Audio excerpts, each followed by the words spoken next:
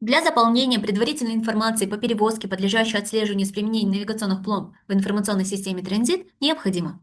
Первое. Добавить водителя. Для этого переходим в модуль «Водители», нажимаем на кнопку «Создать водителя» и заполняем все необходимые данные.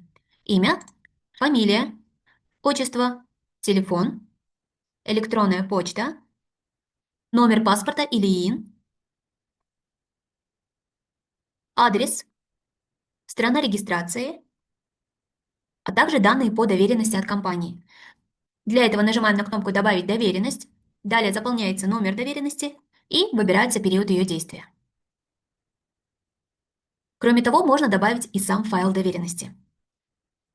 Нажимается на кнопку «Сохранить», проверяем все заполненные данные и добавляем водителя.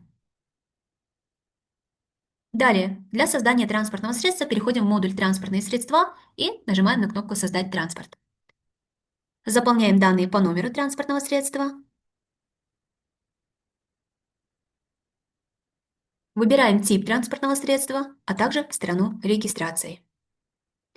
После заполнения всех данных нажимаем на кнопку «Сохранить», и данное средство добавляется в автопарк. Следующее. Создание предварительной информации по перевозке. Для этого переходим в модуль «Перевозки» и нажимаем на кнопку «Создать новую перевозку». В открывшемся окне заполняем все необходимые данные. Первое – это выбираем тип перевозки. Далее добавляем документы необходимые. Для этого выбираем тип документа, заполняем номер документа и выбираем дату документа. После чего нажимаем на кнопку «Сохранить». Также заполняется информация по ТНВ-кодам, по транспортному средству, которое мы ранее добавили, по водителю.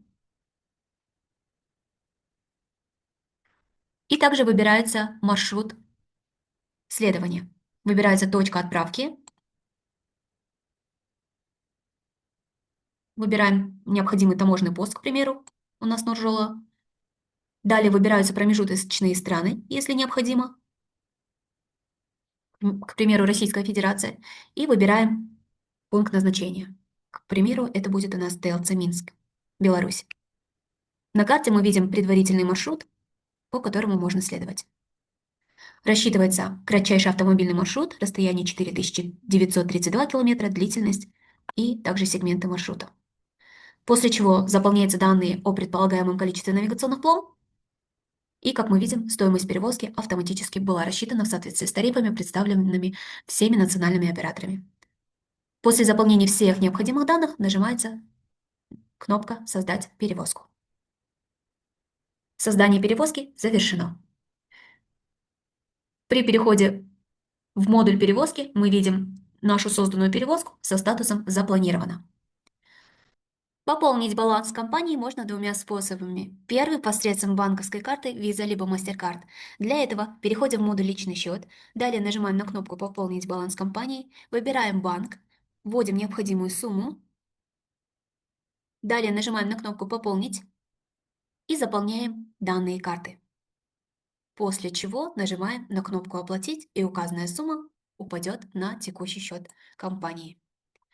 Вместе с тем также имеется второй способ – это посредством банковского перевода по реквизитам национального оператора. Для этого внизу страницы нажимаем на кнопку «Реквизиты» и по указанным реквизитам осуществляем банковский перевод.